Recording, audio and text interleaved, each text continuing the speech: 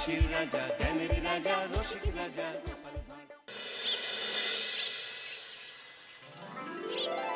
সত্যি এই বছর আমাদের কৃষ্ণনগরে ঠাকুর মুখ তুলে চেয়েছেন। হ্যাঁ মহারাজ, ধান একেবারে পরিপূর্ণ হয়েছে। তা কবে ধান কাটা হবে পুটির বাবা? ধান তো একেবারে পেকেই এসেছে, সপ্তাহখানেকের মধ্যে ধান কাটতে হবে। বেশ বেশ, তাহলে তো ভালোই হলো। এই মাসের শেষের দিকেই তো নবাব বাহাদুরকে শস্যের খাজনা পাঠানোর কথা। হ্যাঁ মহারাজ, এবারে নবাব বাহাদুর খুশি হবে। ঠিক বলেছ গোপাল।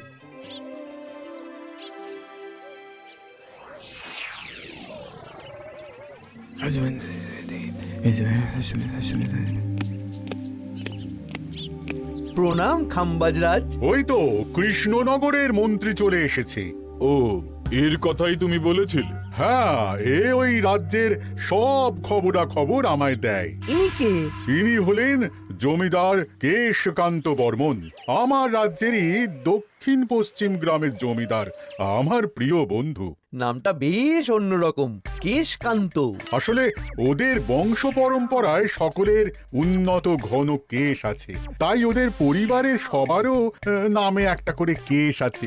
আমি খাম্বাজ রাজের সৌমিত্র এবং সুপরামর্শদাতা। কিছুদিন আগে আমার মাথায় খুব খুশকি হচ্ছিল, মাথার চুল পাতলা হয়ে আসছিল। কিন্তু আমার পরামর্শে একটা তেল মাখতেই মহারাজের মাথার চুল এখন ঘন হয়ে উঠেছে, আর কোনো সমস্যা নেই।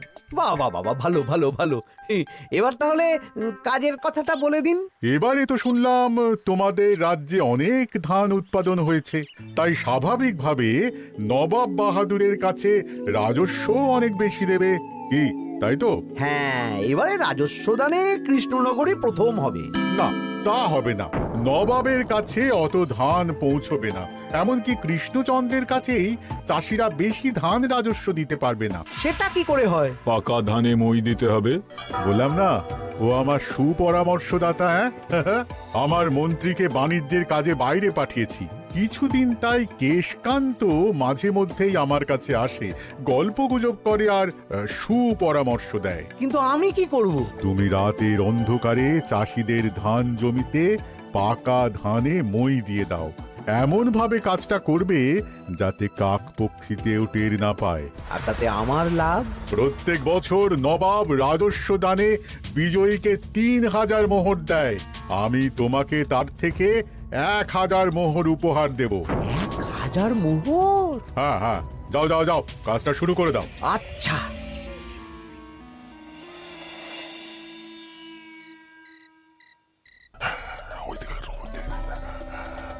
তাহলে আর দেরি কেন, মন্ত্রী মশাই কথা মতো কাজ শুরু কর। হ্যাঁ চল।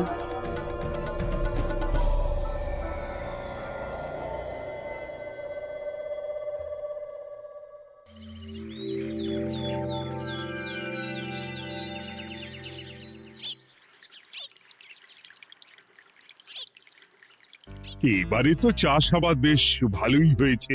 আশা করি নবাব বাহাদুরের কাছ থেকে এবারে আমরাই পুরস্কার পাবো। হ্যাঁ মহারাজ, সারা বাংলায় কৃষ্ণনগরের মতো উৎপাদন এই বছরে কোথাও হয়নি।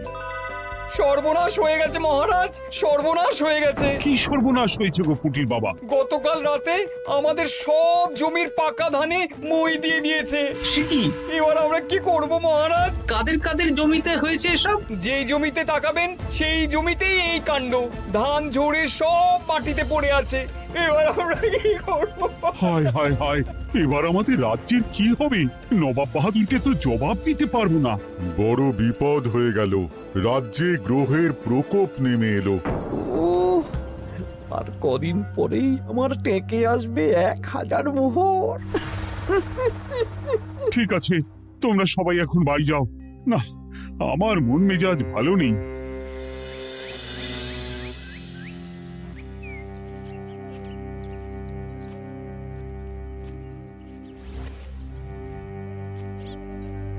ওগো, তুমি শুনেছো কি হয়েছে? পুঁটির মা হাউ হাউ করে কাঁদছিল গো। হ্যাঁ গিন্নি, পুঁটির বাবা কয়েকজন চাষি ভাইদের নিয়ে রাজসভায় এসেছিল।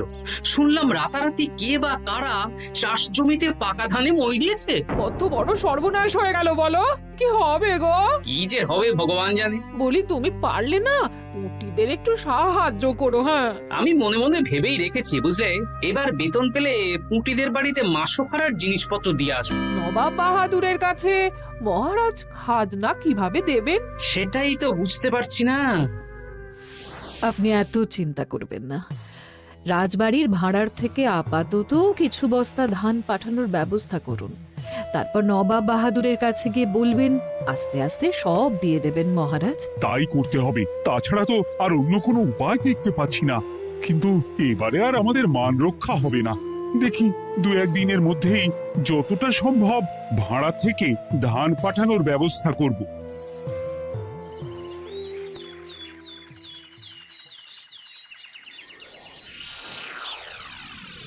এই বছর 10,000 বস্তা ধান রাজস্ব এসেছে খাম্বাজ রাজ্য থেকে, 7,000 বস্তা ধান এসেছে বর্ধমান রাজ্য থেকে, আর মাত্র 100 বস্তা এসেছে কৃষ্ণনগর থেকে।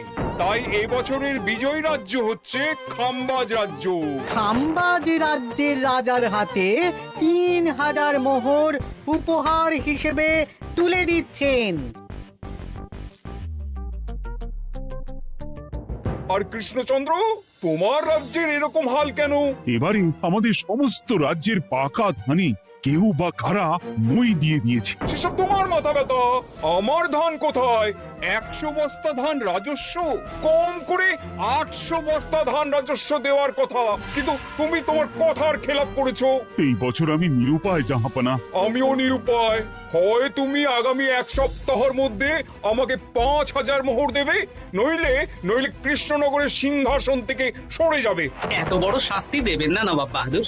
আপনি অন্তত মাস 6 সময় দিন, আবার ধান চাষ করিয়ে আপনাকে প্রাপ্য ধান দেওয়া হবে। বেশি কথা বলছো কৃষ্ণচন্দ্র।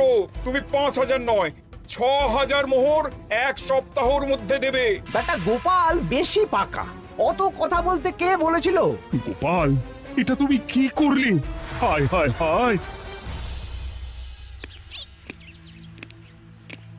সর্বনাশের সময় যখন ঘনিয়ে আসে তখন বিপদের ওপর বিপদ এভাবেই আসে। আমার পাওনা। আরে এখন না, তোমাকে পাঠিয়ে দেব।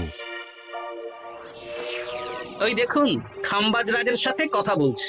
এখন বেশি কথা বললে কৃষ্ণচন্দ্র আর গোপাল সন্দেহ করবে। চলুন তো দেখি ওখানে গিয়ে কি কথা বলছে। কি কথা বলছো মন্ত্রী? মন্ত্রী আমায় বিজয় অভিনন্দন জানাচ্ছিল। বিজয় অভিনন্দন তো উপহার পাওয়ার সময় জানাতে পারতেন মন্ত্রী মশাই। যাই হোক, আপনাকে তো ঠিক চিনতে পারছি না। আমার নাম কেশকান্ত, আমি খাম্বাজ রাজ্যের দক্ষিণ পশ্চিম গ্রামের জমিদার। কেশকান্ত আমার বিশেষ বন্ধু। আপনার কেশ নিয়ে বেশ ভাব দেখছি। হ্যাঁ, ওই কদিন আগে তো খাম্বাজ রাজের মাথার চুল পাতলা হয়ে আসছিল, খুশকি হচ্ছিল আর কি। তো ওনার পরামর্শে একটা তেল মেখেই তো খাম্বাজ রাজের আবার ঘন কালো চুল ফিরে এসেছে। কেশকান্ত জমিদার হতে পারে, কিন্তু ওর অর্থনৈতিক অবস্থা তাবর রাজাদের থেকে অনেক ভালো। কয়েক হাজার বিঘা জমির মালিকও, তার সাথে চুলের তেলের ব্যবসা করেও হাজার হাজার মোহর রোজগার করে। এই এখন চুল নিয়ে চুলোচুলি না করে চলো কৃষ্ণনগরে ফিরি। এমনিতেই মন মেজাজ খারাপ, 1 সপ্তাহের মধ্যে আবার 6,000 মোহর জোগাড় করতে হবে। হ্যাঁ, চলুন চলুন।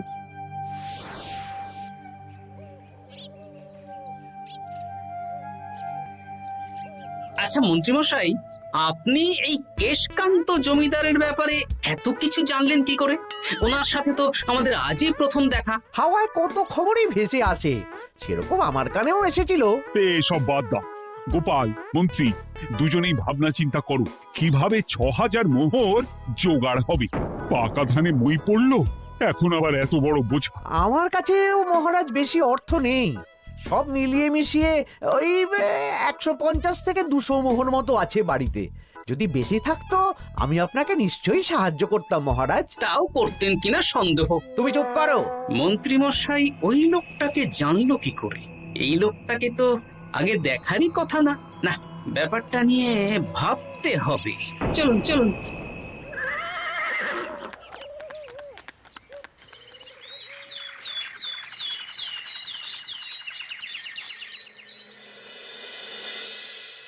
বুঝলে গিন্নি, 1 সপ্তাহের মধ্যে মহারাজকে 6000 মোহর জোগাড় করতেই হবে, নইলে সিংহাসন ছাড়তে হবে। এখন কিন্তু আমাদের উচিত মহারাজের পাশে দাঁড়ানো। কিছু ভেবেছো কি? আপাতত আমার বিয়েতে পাওয়া আংটি বন্ধক রাখবো, আর তুমি যদি হ্যাঁ হ্যাঁ, আমার যে দুটো গয়নাগাটি আছে ওগুলো বন্ধক রাখো, পরে আস্তে আস্তে ছাড়িয়ে নেবো খন। দেখি বাকি সভাসদদেরকেও বলবো, যে যতটা পারে, তারপর ভগবানই ভরসা।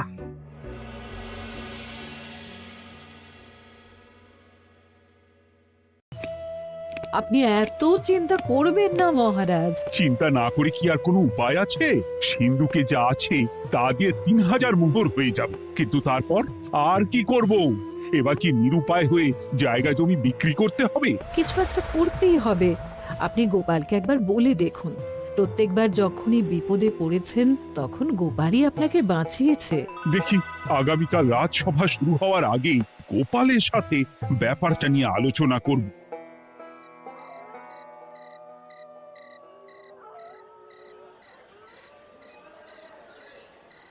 এই যে শ্যাকরা, কি করছো? এই তো, বলুন। শোনো, আমার গিন্নির জন্য একটা হীরের হার বানাতে হবে, ওই 1000 মোহরের মধ্যে। 1000 মোহরে তো হীরের নাক, কান, গলা, হাত, পা সব গয়না, এই সব গয়না হয়ে যাবে মন্ত্রীমশাই। তাহলে বানাও, এই নাও 1000 মোহর। ওরে বাবা, মন্ত্রী মশাই, 1000 মোহর! এই মন্দার বাজারে এত মোহর কোথায় পেলেন? গতকালই তো বললেন আপনার কাছে 150 থেকে 200টা আছে। সে যেখান থেকেই পাই, তাতে তোমার কি? না, আমার কিছু না। শ্যাকরা, আমি কয়েকটা গয়না বন্ধক রাখবো। দেখি কি আছে। এই সব মিলিয়ে এতে আমি 15 মোহর দিতে পারবো। বেশ, তাই দাও। আমি ধীরে ধীরে শোধ করে গয়নাগুলো ছাড়িয়ে নেব। হ্যাঁ, মন্ত্রীর ব্যবহারগুলো বেশ সন্দেহজনক লাগছে।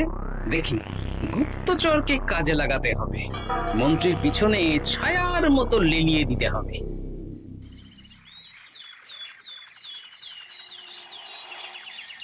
মহারাজ, আমি চেষ্টা করছি আপনার এই মোহর কিভাবে জোগাড় করা যায়, আপ্রাণ চেষ্টা করছি। দেখো, আমি 3000 মোহর পারবো, কিন্তু তার বেশি হলে জায়গা জমি বেচতে হবে, হাতে যে বেশি দিন সময়ও নেই। আচ্ছা মহারাজ, দেখছি। তবে মন্ত্রীমশাই চাইলেই আপনাকে 1000 মোহর দিয়ে সাহায্য করতে পারতেন, কিন্তু উনি তা না দিয়ে ওনার গিন্নির গয়না বানাচ্ছেন, হীরের গয়না। কি মন্ত্রী তো কালকেই বলল ওর কাছে 150 থেকে 200 মোহর আছে মাত্র, 1000 মোহর কোথা থেকে পেল? সে উনিই জানেন, তবে তার খবর খুব তাড়াতাড়ি আশা করি পেয়ে যাব মহারাজ।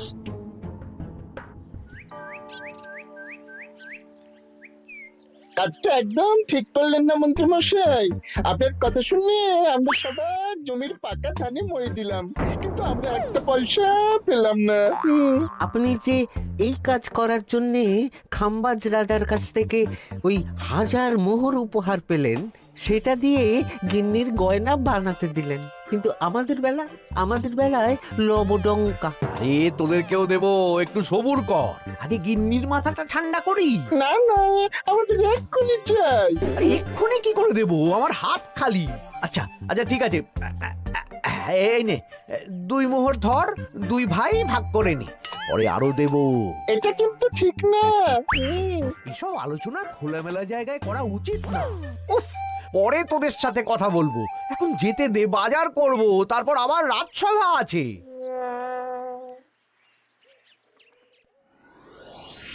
আচ্ছা, এই ব্যাপারটা মহারাজকে আর গোপাল দাদাকে জানাতে হবে।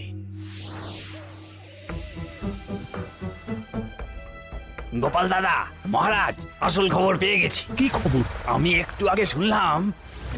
কাজটা একদম ঠিক করলেন না মন্ত্রী মশাই। আপনার কথা শুনে আমরা সবার জমির পাকা ধানে মই দিলাম, কিন্তু আমরা একটা পয়সা পেলাম না। আরে তোদেরকেও দেবো, একটু সবুর কর। মন্ত্রী, আমি না তোমাকে মেরেই ফেলবো। মহারাজ, মন্ত্রী মশাই এখানে গৌণ। উনি অর্থের লোভে এসব করেছেন, আর ওনাকে দিয়ে করিয়েছেন খামবাজ রাজ। হ্যাঁ, যাতে এবারে বিজয়ী হতে পারেন। তাই আপনি এই খবর পাঁচ কান করবেন না মহারাজ। আমি খামবাজ রাজ আর ওই কেশকান্তর কাছ থেকে ক্ষতিপূরণ ঠিক আদায় করে আনবো। কিন্তু কিভাবে? শুনুন তাহলে।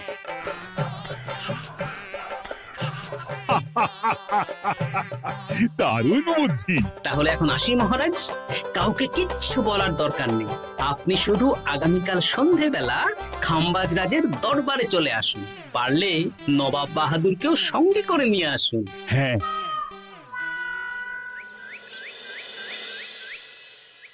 প্রণাম খামবাজ রাজ। কে আপনি? আমি হতাশ রঞ্জন, পশ্চিমে থাকি। কি চাই বলুন? কিছু চাই না, তবে একটা কথা শুনলাম তাই বলতে এলাম। কি কথা? আমি শুনলাম মহারাজ আপনার মাথার চুলগুলো সব নকল। আমার এত সুন্দর চুল সব নকল? ফাজলামো হচ্ছে। আমি যদি প্রমাণ করে দিই আপনার চুল নকল, তাহলে কি? তাহলে আপনি আমাকে 100 মোহর দেবেন। আর প্রমাণ না করতে পারলে আমি আপনাকে 100 মোহর দেব। বেশ, দেখো, এক্ষুনি দেখো, আমারই তো 100 মোহর লাভ হবে। এখন না, এখন না, আজ সন্ধেবেলায়। বেশ বেশ, তখনই এসো।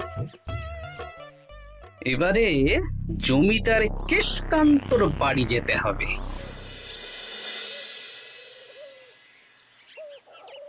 জমিদার মশাই বাড়ি আছেন? কে মশাই আপনি? না, আমি হতাশ রঞ্জন, পশ্চিমে থাকি। আমি বিশাল ক্ষমতাশালী লোক। কিসের ক্ষমতা? আমি রাজরাজাদের মারধর করি, চুল ধরে টানি, শাস্তি দিই। এসব কি উল্টোপাল্টা বলছেন? খামবাজ রাজ আপনার বন্ধু না? হ্যাঁ, প্রিয় বন্ধু। ওনাকেও আমি আপনার সামনে চুল ধরে টানবো, কিন্তু উনি কিচ্ছু করতে পারবেন না। উনি আপনাকে শুলে চড়াবেন। কিছুই করতে পারবেন না। বললাম না, আমি বিশাল ক্ষমতাশালী লোক। বিশ্বাস হচ্ছে না তো? তাহলে বাজি ধরুন, 10,000 মোহরের বাজি। 10,000 মোহরের বাজি? হ্যাঁ, আজ আমি খামবাজ রাজের রাজবাড়ি যাব, আর আমার শক্তি প্রদর্শন করব। ওনার চুল ধরে টানা হেঁচড়া করব, ওনাকে আহত করব, কিন্তু উনি আমাকে কিছুই করতে পারবেন না। বেশ রাজি, বাজি 10,100 মোহর দিতে পারবেন তো? হ্যাঁ, আমি বাজি হারলে আপনাকে দেব 10,100 মোহর। দরকার হলে ওই কাগজে কলমে লিখিত পরিত করে নিন। বেশ, তাহলে তাই হোক। কিন্তু হ্যাঁ, একটা কথা, আমি শক্তি প্রদর্শন করার আগে থেকে প্রক্রিয়া চলাকালীন সময় পর্যন্ত আপনি খামবাজ রাজের সাথে কোনো কথা বলতে পারবেন না। বেশ বেশ।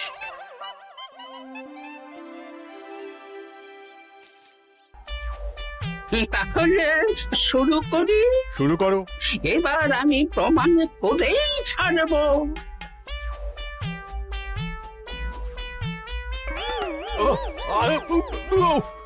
লাগছে লাগছে, বাবারে, লাগছে এই সেরেছে। লাগছে, এ তো সত্যি সত্যি চুল ধরে টানছে। লাগছে লাগছে, বাবারে, বাবা।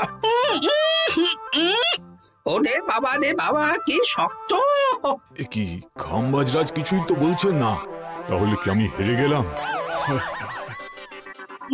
না না খামবাজ রাজ, আমার ধারণা ভুল। যা শুনেছি তাও ভুল। এবার বিশ্বাস হলো তো? দাও দাও, এবারে 100 মোহর দাও। দিন কেশকান্ত মশাই, আমাকে 10,100 মোহর দিন। এ কি, ও তোমাকে 10,100 মোহর কেন দেবে? ওনার সাথেও তো বাজি ধরেছিলাম। কি বাজি? আপনার এখান থেকে বেরিয়ে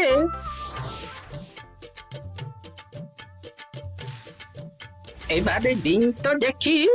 সব কাগজ কলমে লেখা আছে। এই নাও। হায় হায় হায় হায়। সাবাস গোপাল, সাবাস, তুমি আমার মুখ রক্ষা করেছো। গোপাল, কৃষ্ণচন্দ্র, নবাব বাহাদুর, আপনারা? হ্যাঁ, আমি গোপাল। এটা ছাড়া আর কোনো উপায় ছিল না খাম্বাজরাজ।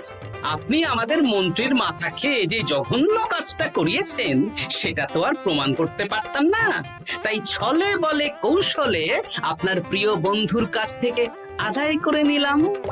হ্যাঁ নয়, হ্যাঁ।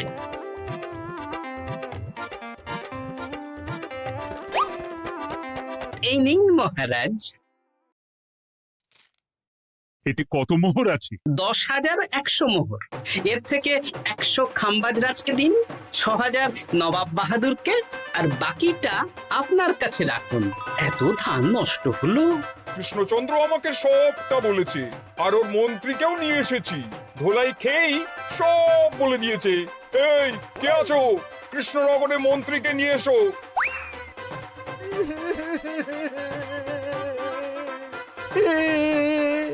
মার খেয়ে আমি সব বলে দিয়েছি খাম্বাজরাজ। উদ্ধার করে তো জাহাপানা, আমাকে ক্ষমা করে দিন।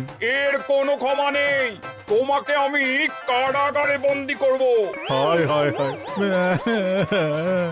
সামান্য টাকার লোভ করতে গিয়ে পুরো মাঠে মারা গেলাম।